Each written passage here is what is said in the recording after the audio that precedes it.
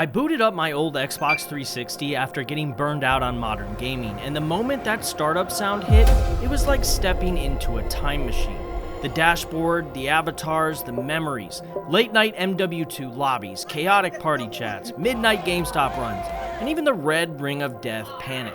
It all came rushing back, which got me thinking, why was the Xbox 360 so special? Coming into E3 2005, Sony was the king of the gaming world. The PlayStation 2 had destroyed the original Xbox with juggernaut exclusives like Final Fantasy X and Metal Gear Solid 3, over 100 million units sold, global dominance, and a reputation that screamed quality gaming. PlayStation sat comfortably on top, and Microsoft looked like a company lucky just to still be in the fight. Kinda sounds like nowadays, huh? Anyways, Sony stepped on stage and flexed their brand new PS3, bragging about the cell processor, Blu-ray tech, and cutting-edge specs. Microsoft didn't try to outpower them. They decided to outpace them. Microsoft's new Xbox 360 will be first to hit stores' shelves this fall. They launched early, a full year before the PlayStation 3. To make that happen, the Xbox 360 had to enter production with just 69 days left on the clock. It hit shelves in November 2005, but those shelves were always empty because actually getting one at launch felt impossible. I know there are a lot of fans out there that want a 360. There's a shortage out there. You know, is that a marketing strategy, or can you not produce enough? What's the real story on that? We are making as many as we can, 24 hours a day, 7 days a week. We're flying them in. And to make things worse, the console had a pretty big issue. Dude, what? Your Xbox? You might want to take a look at it? Oh. The red ring of death. It's the red ring of death. No! Red ring of death! Again! It became infamous in 2009 when it was reported that you had a 54% chance of getting a red ring. Even after a repair, there was a 40% chance you'd get red ringed again. But even with those odds, Microsoft's gamble paid off. Being first mattered. Being cheaper mattered more. We are seconds away from this hangar opening, and all of these people getting a chance to play the Xbox 360. Microsoft also offered two price points, $299 for the core and $399 for the premium. Sony shocked everyone with a $599 price tag. And then fast forward to holiday 2006, and GameStop stores were chaos. I remember seeing parents stop mid-purchase, hearing the price, and walking away. Suddenly, every Christmas tree had a 360 waiting underneath it. And the kicker? The 360's underpowered hardware actually ran games better. COD, Bayonetta, the Arkham games, and the biggest hits all looked sharper and played smoother, despite Sony's boasting about raw power. For me, Xbox Live sealed the deal. It wasn't free like PlayStation's network, but it worked so much better. Lag-free Halo 3 matches, reliable party chat, and servers that actually held up. For $50 annually, that fee did not feel unfair, and you actually got what you paid for. Overnight, the balance of power shifted. Sony lost its crown to Microsoft, but that victory came at a steep cost. The Red Ring disaster haunted almost every 360 owner and burned over $1 billion in repairs. Still, the console thrived. Microsoft had turned from the rookie in the room to the company building the future of gaming. The Xbox 360 was a social experience. Everyone could see what you were playing, when you switched from Halo 3 to Gears, and how often you were online. Your gamer tag on your profile became your identity. It represented your skill, your taste, and really your entire life. Before this new era of Xbox Live, console gaming felt lonely. You'd play solo campaigns or share a controller with someone next to you, and sure, online play existed on the PS2 and the original Xbox, but it never felt alive. The 360 changed that. Microsoft built the first true social network for gamers, a single hub that tied every match, message, and moment together. Achievements started off as a weird experiment. Nobody knew why they mattered, but that little bloop notification quickly became addictive. You started chasing it, replaying missions, exploring hidden areas, grinding through annoying challenges, all for the sound and the score, of course. Suddenly, it wasn't enough just to finish a game. You needed to master it, get your gamer score up, and brag at the lunch table about how you easily got the Mile High Club achievement. If you know, you know. From there, Gamerscore became its own kind of bragging right. Hitting 5,000, 50,000, or even 100,000 meant something. Friends compared lists, checked each other's achievements, and built rivalries around digital numbers that somehow felt real. Your friends list made the experience feel like hanging out again. You'd see someone deep in a Modern Warfare match while you were exploring Mass Effect, and somehow it still felt like you were in the same room. That green online light was like watching your friends play outside. Then, party chat dropped, and everything changed. Shut your mouth. Just shut the up. You're muted. You're muted. Shut the I'm so scared. Shut the up and go suck Oh, you f***ed me out over Xbox Live. Oh my god. You could trash talk in Madden, coordinate during Search and Destroy in MW2, or just sit in a room and chat while everyone played something different. The party never had to end. Every party chat felt like you were at a LAN party.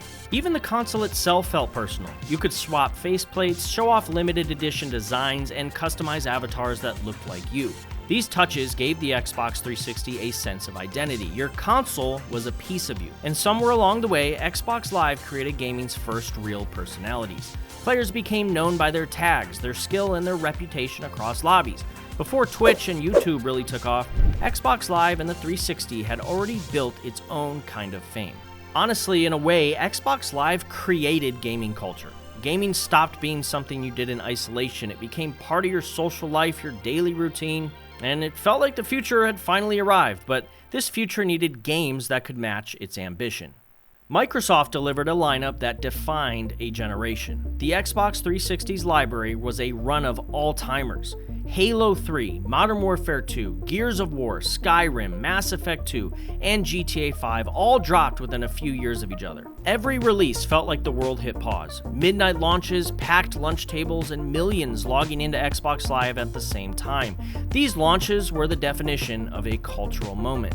Developers seemed to be in a constant arms race to push social and online play further. Gears of War introduced co-op campaigns that demanded teamwork. Halo 3 gave players Forge and a polished ranked mode that kept people competing for years. Even single-player games started sneaking in co-op and multiplayer elements just to slap Xbox Live on the box. To this day, the Halo 3 launch in 2007 still feels legendary. I remember lining up at GameStop, the line wrapping around the entire plaza, people showing up with tents, lawn chairs, pizza, and energy drinks, trading theories, gamer tags, and memories. When servers went live, Xbox Live recorded over 1 million people playing at once, the most in its history at the time. That night, gaming felt unstoppable. Then came Modern Warfare 2, and we all remember how insane those lobbies and party chats were. Shut the f up, you suck. You scream every time you die, you Shut the f up. You never knew if the kid yelling at you was next door or halfway across the country, whether he was 8 years old or 18 years old, and none of it really mattered either. Half the time, the guy calling you a noob sounded like absolute trash because he's using the headset that came with the Xbox 360, but that's what made it magic. And let's not forget about Gears of War, which changed how action games felt. Its cover system became the new industry standard. We have Left 4 Dead that showed how survival and teamwork could make co-op thrilling. And then Fable 2, which proved that even a fantasy RPG could use Xbox Live to make worlds feel connected. What tied all of this together was just how seamless the ecosystem felt. Whether you were deep in Halo 3's campaign, grinding Modern Warfare 2 multiplayer, or losing yourself in Mass Effect, your friends list and achievements followed you everywhere, and Xbox Live unified every experience into one continuous identity, like we talked about earlier. Microsoft had built the first console to make gaming social, and it was an icon of their own and a foundation for the future that could win them the console war. But too bad the next generation would slowly destroy everything they'd built. Yeah, this video wasn't going to be all nostalgic sunshine and rainbows, man, because the Xbox One was absolutely terrible. On May 21st, Microsoft will unveil its latest Xbox system. Xbox has been the best-selling gaming console for 27 consecutive months. We're expecting a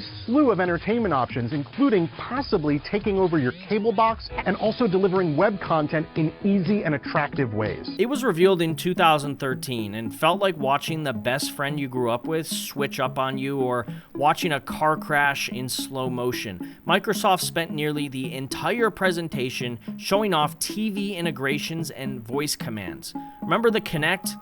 Oh, I wish I could forget it. They hyped up NFL partnerships and cable features while barely talking about the games that made Xbox matter in the first place. The people on stage looked more excited about controlling your living room than an actual controller in your hand. Television. TV. TV.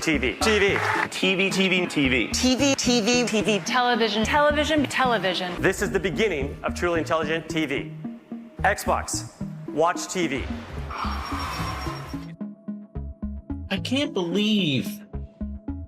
cannot believe this press conference. After building one of the best gaming ecosystems ever with the Xbox 360, Microsoft tried to reinvent themselves as an entertainment brand. They wanted the Xbox to be the center of the home with movies, TV, music, everything, but in chasing that vision, they drifted away from the players who built their success. I think we're noticing a pattern here with the Xbox Series X and S, but that's a conversation for another video. As if that all didn't sound bad enough, there was still one more decision that Xbox made that would ruin players' trust for years to come.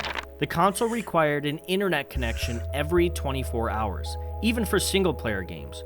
Lose your connection and your system simply stopped working. The DRM policies restricted how players could share or resell games, making the process feel more like asking your parents for permission than a chill hobby. You don't own the game you're buying. Yeah. Don't pretend like you own this thing that you just paid for. Stores like GameStop, once key to Xbox's success, suddenly stood in the way of their new digital plans. This TV and entertainment-first focus confused die-hard Xbox fans and general gamers alike.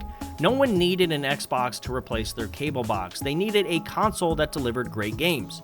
And yeah, like I mentioned earlier, we have the Kinect. This time it wasn't optional either. It had to stay connected, always on, always listening. Microsoft called it innovation, but many players saw it as invasive, especially with the $100 tacked on to the console price. It all felt like a giant middle finger to the players that put them on top. Sony saw this opening as an opportunity and hit back hard. Their E3 presentation that took place the same year, of course, took direct shots at Microsoft choices by offering what should be commonplace for all console generations: used games, offline play, and player freedom. The crowd's reaction said it all. Gamer buys a PS4 disc, they have the rights to use that copy of the game. They can trade in the game at retail, sell it to another person, lend it to a friend, or keep it forever. They were cheering for simplicity and respect. In addition, PlayStation 4 disc-based games don't need to be connected online to play. Eventually, Microsoft backtracked. They dropped the always online policy and reversed the DRM restrictions just before launch. But by then, the damage was done. The Xbox One became a symbol of corporate overreach and a reminder of how fast a company can lose the trust of its own community. The Xbox 360 era had made gamers feel seen. The Xbox One era made them feel like an afterthought. Looking back, it's hard not to appreciate how the Xbox 360 gave us a golden age that was rooted in connection and not horsepower. You know, those little achievement pop-ups, the party chat all-nighters, and flashing friends list updates turned gaming into something social and alive. Every session felt shared and every win felt seen. And while modern consoles push stunning visuals, ray tracing, subscriptions, and seamless online play, that familiar warmth, that sense of belonging and community, it's all gone for the most part. Gaming culture has moved on. Tight-knit communities turned into cash cows milked for money, metrics, and engagement. The Xbox 360 dropped at a rare moment in time when technology and community met perfectly, and for an entire generation, it was more than a console. It was home. Anyways, thanks for watching. Make sure you hit that subscribe button and let me know, what do you miss most from the Xbox 360 era? I'll be looking at the comments. Have a good one, everybody.